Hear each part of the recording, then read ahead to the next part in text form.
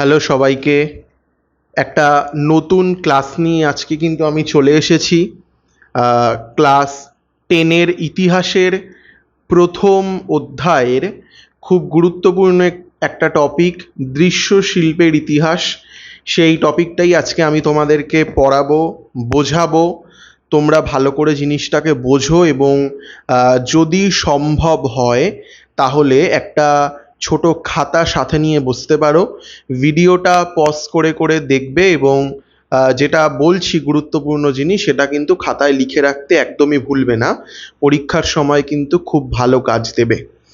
ভিডিওটা একবার দেখো, না বুঝতে পারলে আরেকবার দেখতে পারো এবং ভিডিও দেখা হয়ে গেলে অবশ্যই বই থেকে এই টপিকটা কিন্তু একবার পড়ে রাখবে, তাহলে সবচেয়ে ভালো হবে। তো আজকে আমরা যেটা পড়বো সেটা হচ্ছে দৃশ্য শিল্পের ইতিহাস। একদম খুব সহজভাবে বোঝাবো। এতটাই সহজভাবে আমরা জিনিসটা আলোচনা করব যে তুমি যদি বই থেকে নাও পড়ো, শুধুমাত্র এই ভিডিওটা দেখলেই এই জিনিসটা কিন্তু ক্লিয়ার হয়ে যাবে। হ্যাঁ, এতটাই সহজভাবে আমরা জিনিসটা আজকে বুঝবো। তো প্রথমেই বলে রাখি, তো যারা নতুন দেখছো এই চ্যানেলটা, তারা কিন্তু চ্যানেলটা সাবস্ক্রাইব করে রাখতে একদমই ভুলবে না। এখানে আমরা প্রতিনিয়ত গুরুত্বপূর্ণ টপিক নিয়ে আলোচনা করি ইতিহাসের, যা তোমাদের কিন্তু স্কুল জীবনে প্রচুর গুরুত্বপূর্ণ। তাই চ্যানেলে নতুন হলে অবশ্যই চ্যানেলটা সাবস্ক্রাইব করে রাখবে। দেখো, আজকে আমরা দৃশ্য শিল্পের ইতিহাস আলোচনা করব। দৃশ্য শিল্প কথার অর্থ হচ্ছে তোমরা যা দেখতে পাও, যে দৃশ্য তোমরা দেখো সেটাই হচ্ছে কিন্তু দৃশ্য শিল্প। এবার এটার মূলত দুটো ভাগ রয়েছে, একটা হচ্ছে ছবি আঁকা বা চিত্রকলা, আরেকটা হচ্ছে ছবি তোলা বা ফটোগ্রাফি। তো এই যে দৃশ্য জিনিসটা, দৃশ্য শিল্প, এর কিন্তু মূলত দুটো পার্ট রয়েছে। কি কি? একটা হচ্ছে ছবি আঁকা বা চিত্রকলা বা ড্রয়িং, তোমরা নিশ্চয়ই অনেকে ছবি আঁকো, সেটি একটা দৃশ্য শিল্প। আর আরেকটি হচ্ছে ফটোগ্রাফি বা ছবি তোলা। অনেকেই আছো তোমরা যারা ছবি তুলতে খুব ভালোবাসো, খুব ভালো ছবি তুলতে পারো, তো সেই ফটোগ্রাফি কিন্তু আরেকটা দৃশ্য শিল্প। এটা নিয়ে আজকে আমরা কিন্তু আলোচনা করব। তো চলো দেখো কি বলছে। আধুনিক ইতিহাস চর্চার বৈচিত্র্যের একটি অন্যতম দিক হলো দৃশ্য শিল্পের ইতিহাস। এর দুটি ভাগ, একটি ভাগ ছবি আঁকা, আরেকটি ভাগ ছবি তোলা। আধুনিক যুগে এই সম্পর্কে বিস্তারিত চর্চা দৃশ্য শিল্পের ইতিহাস চর্চা নামে পরিচিত। প্রথমেই আমরা চলে আসছি ছবি আঁকা বা চিত্রকলার অংশে। তো মানুষ যখন ভাবাবেগ বা ভাবধারা প্রকাশের জন্য রং এবং তুলির মাধ্যমে কোনো দৃশ্য নির্মাণ করে বা ছবি আঁকে, সেই জিনিসটিকে বলা হয় চিত্রকলা। আধুনিক ইতিহাস চর্চায় এর গুরুত্ব হলো চিত্রকলা থেকে শিল্পকলা, শিল্প প্রকৃতি, শিল্পের পৃষ্ঠপোষক এবং শিল্পের সময় সম্পর্কে কিন্তু ধারণা পাওয়া যায়। 2, চিত্রকলার মধ্য দিয়ে শিল্পীর মনের পরিচয় পাওয়া যায়। চোখে দেখা জিনিসের স্থায়িত্ব দেওয়ার চেষ্টা করেন শিল্পীরা, যার ফলে পূর্ববর্তী সময়ের ঘটনা কিন্তু জীবন্ত হয়ে ওঠে সেই চিত্রের মাধ্যমে। পঞ্চদশ শতকে ইতালিতে Leonardo da Vinci, Raphael, Michelangelo প্রমুখের আঁকা ছবিগুলি ছিল চরম উৎকর্ষতার পরিচায়ক। কাদের ছবি? নামগুলো একটু মনে রাখার চেষ্টা করবে অথবা লিখে রাখবে। Leonardo da Vinci, Raphael, Michelangelo প্রমুখের আঁকা ছবিগুলো কিন্তু ছিল উৎকর্ষতার পরিচায়ক। আর যদি আমরা বাংলার ক্ষেত্রে আলোচনা করি, সেক্ষেত্রে অবনীন্দ্রনাথ ঠাকুর, গগনেন্দ্রনাথ ঠাকুর, নন্দলাল বসু, যামিনী রায় প্রমুখ ভারতীয় চিত্রকলাকে বিশ্বের দরবারে পৌঁছে দিয়েছেন। এই চারজন মানুষের নাম কিন্তু তোমরা অতি অবশ্যই মনে রাখার চেষ্টা করবে। কাদের কাদের নাম? অবনীন্দ্রনাথ ঠাকুর, গগনেন্দ্রনাথ ঠাকুর, নন্দলাল বসু এবং যামিনী রায়। চিত্রকলা সম্পর্কিত তাদের কয়েকটি উল্লেখযোগ্য গ্রন্থ হল বাগেশ্বরী প্রবন্ধমালা, যেটি অবনীন্দ্রনাথ ঠাকুরের লেখা। এছাড়াও রয়েছে বিনোদ বিহারী মুখোপাধ্যায়ের লেখা চিত্রকথা। এছাড়াও রয়েছে ভারতের চিত্রকথা অশোক মিত্র প্রভৃতি। তো এরপর আমরা আলোচনা করব ফটোগ্রাফি বা ছবি তোলা নিয়ে। তার আগে একটু ছবি আঁকা বা চিত্রকলা বিষয়টা একটুখানি আমরা বুঝে নিই। দেখো, তোমরা অনেকেই ভাবতে পারো যে ছবি আঁকে, মানুষ যে ছবি আঁকে সেটি ইতিহাসের অংশ হয় কি করে, মানে তার কি কোনো ঐতিহাসিক গুণ রয়েছে?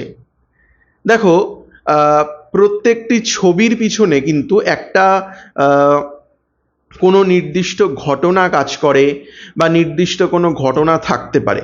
তো সেগুলো কিন্তু সেই মানুষটির ছবিটিতে ধরা পড়ে। এখন বর্তমানে ক্যামেরা আবিষ্কার হয়েছে, এখন আমরা ছবি তুলি, প্রচুর পরিমাণে ছবি তুলি, খুব কম মানুষ এখন অঙ্কন চর্চা করে। কিন্তু একটা সময় যখন ছিল যে ক্যামেরা ছিল না, তখন কিন্তু কোনো একটি ঘটনা ছবির মাধ্যমেই কিন্তু সেটিকে স্মরণীয় করে রাখা হতো। ধরো একটি মহামারী ঘটলো বা কোনো একটি যে কোনো একটা সমস্যা তৈরি হলো পৃথিবীতে, তো সেই সময়কার যারা চিত্রশিল্পী তারা কিন্তু তাদের আঁকায় সেই জিনিসটিকে কিন্তু ফুটিয়ে তোলে। তো পরবর্তীকালের মানুষ যখন সেই ছবিগুলোকে দেখে তখন তারা বুঝতে পারে যে সেই সময় এই ঘটনাটা কিন্তু ঘটেছিল এবং সেটি কত বড় আকার ধারণ করেছিল। সেই জন্যই ফটোগ্রাফি যেমন গুরুত্বপূর্ণ, ছবি আঁকাও কিন্তু ততটাই ঠিক গুরুত্বপূর্ণ ইতিহাসের ক্ষেত্রে। এছাড়াও তোমরা যদি রাজা মহারাজাদের যদি ক্ষেত্রে আসো তাহলে দেখতে পাবে যে বেশ কিছু রাজা প্রাচীন ভারত কিংবা মধ্য ভারতের যারা কিন্তু ছবি আঁকার পৃষ্ঠপোষক ছিলেন, তারা বিভিন্ন বড় আর্টিস্টদের মাধ্যমে তাদের ছবি আঁকাতেন বা যে কোনো জিনিসের ছবি আঁকাতেন এবং সেটা তারা প্রিজার্ভ করে রাখতেন। তো এই সমস্ত কাহিনী থেকে বা এই সমস্ত ঘটনা থেকে কিন্তু পার্টিকুলার সেই রাজাটার শখ সম্পর্কে কিন্তু জানা যায় যে তার ছবি আঁকার বা ছবির নেশা ছিল, ছবির শখ ছিল তার, তিনি একজন সংস্কৃতিবান রাজা ছিলেন ইত্যাদি। তো বুঝতেই পারছো যে ছবি কতটা গুরুত্বপূর্ণ। হ্যাঁ, বর্তমান দিনে যেহেতু ক্যামেরা আবিষ্কার হয়ে গিয়েছে, তো সেই জন্য ছবির গুরুত্ব একটু কমে যেতে পারে ইতিহাসে, কিন্তু যখন এই ক্যামেরা নামক জিনিসটি ছিল না তখন কিন্তু এই শিল্পীদের ছবিই ছিল ইতিহাসের একটি গুরুত্বপূর্ণ উপাদান। তো আশা করছি আমি বোঝাতে পারলাম যে কেন তোমরা দৃশ্যশিল্পের ইতিহাসের মধ্যে ছবি জিনিসটা পড়াশোনা করবে। তো এবার আমরা কিন্তু চলে আসছি সরাসরি ফটোগ্রাফির জায়গায়। ফটোগ্রাফি বা আলোকচিত্র দৃশ্যশিল্পের ক্ষেত্রে নতুন মাত্রা সংযোজিত করেছে। ফটোগ্রাফি শব্দটি গ্রিক শব্দ ফটোজ ও গ্রাফিজ এর মেলবন্ধন। এই যে ফটোগ্রাফি শব্দটি, কেউ যদি জিজ্ঞেস করে যে ফটোগ্রাফি এটি কী শব্দ, উত্তর দেবে ফটোগ্রাফি হচ্ছে একটি গ্রিক শব্দ যেটি ফটোজ এবং গ্রাফিজ এর মেলবন্ধনে তৈরি হয়েছে। এর অর্থ হলো আলো দিয়ে অঙ্কিত, মানে আলোর মাধ্যমে আঁকা যে ছবি সেটাই হচ্ছে ফটোগ্রাফি। ফটোগ্রাফ ঐতিহাসিক সূত্র হিসেবে কিন্তু খুবই গুরুত্বপূর্ণ। ফটোগ্রাফের সাহায্যে বিভিন্ন ধরনের ছবিকে ক্যামেরায় বন্দি করা হয়। এই গৃহীত আলোকচিত্র তাই অনেক সময় প্রামাণ্য তথ্য হয়ে ওঠে। প্রচলিত তথ্য বা ঘটনার সত্যতা ফটোগ্রাফের সাহায্যেই কিন্তু যাচাই করা যায়। তবে আলোকচিত্র শিল্পীর মানসিকতার ওপর ফটোগ্রাফের গুরুত্ব নির্ভর করে। 1826 খ্রিস্টাব্দে ফ্রান্সের নিসেফোর নিয়ে পঁচে ক্যামেরা আবিষ্কার করেন। তাহলে ক্যামেরা কে আবিষ্কার করেন? ক্যামেরা আবিষ্কার করেন নিসেফোর নিয়ে পঁচে। তিনি 1826 খ্রিস্টাব্দে কিন্তু ক্যামেরাটা আবিষ্কার করেছিলেন এবং এই মানুষটি ফ্রান্সের বাসিন্দা ছিলেন। আর 1861 খ্রিস্টাব্দে মানে ক্যামেরা আবিষ্কার হওয়ার বহুদিন পর এলো রঙিন ছবি। তো এই হচ্ছে বিষয়। এখন তোমরা বলতেই পারো যে ফটোগ্রাফির ইতিহাস আবার কি, মানে ইতিহাসে ফটোগ্রাফি বা ছবির গুরুত্ব কি। দেখো, বিষয়টা হচ্ছে আজকের দিনে যা ঘটনা ঘটছে তার সম্পূর্ণ কিন্তু প্রমাণ হিসেবে ফটোগ্রাফি একটা বড় ভূমিকা পালন করে। দেখবে তোমাদের সাথে কোনো ঘটনা ঘটেছে, তুমি সেই ঘটনাটা যখন কাউকে বর্ণনা করছো তখন সে তোমাকে জিজ্ঞেস করবে, আচ্ছা এর কোনো প্রমাণ আছে, তুমি কি কোনো ছবি বা কোনো ভিডিও তুলে রেখেছো? তো বুঝতেই পারছো যে আজকের ডেটে এসে ছবি বা ভিডিও কতটা গুরুত্বপূর্ণ।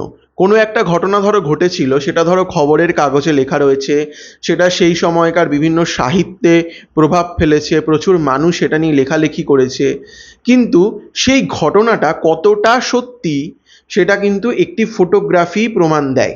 একটা ছোট্ট উদাহরণ দিই, ধরো একটি খবরের কাগজে সেখানে লেখা রয়েছে যে করোনা কালে প্রচুর মানুষ হাসপাতালে ভর্তি হয়েছিলেন, হাসপাতালে বেড একেবারেই ভরে গিয়েছিল, মেঝের মধ্যে মানুষকে শুইয়ে রাখা হচ্ছিল ইত্যাদি, মাস্কের দোকানে বা স্যানিটাইজারের দোকানে প্রচুর লাইন পড়েছিল, লকডাউনে সমস্ত দোকানপাট বন্ধ হয়ে গিয়েছিল। ধরো তোমরা খবরের কাগজে এটা দেখলে, বুঝতে পারলে যে ভয়ঙ্কর পরিস্থিতি ছিল সেই সময়টা।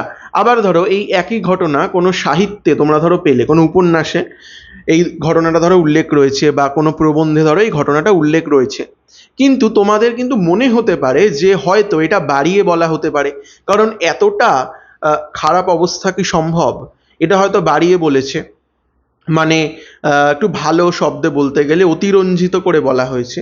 কিন্তু যেই মুহূর্তে তুমি একটা ছবি দেখতে পাবে, সেই সময়কার একটা ফটোগ্রাফস দেখতে পাবে যেখানে দেখা যাচ্ছে যে একটা হাসপাতালের ফ্লোর, সেখানে বেডে প্রচুর রোগী ভর্তি রয়েছে এবং মেঝেতেও প্রচুর রোগী শুয়ে রয়েছে, একটি বড় রাস্তা, তার চারিদিকে প্রচুর বড় বড় দোকানপাট, কিন্তু সমস্ত দোকানের শাটার বন্ধ করা, দোকানগুলো বন্ধ।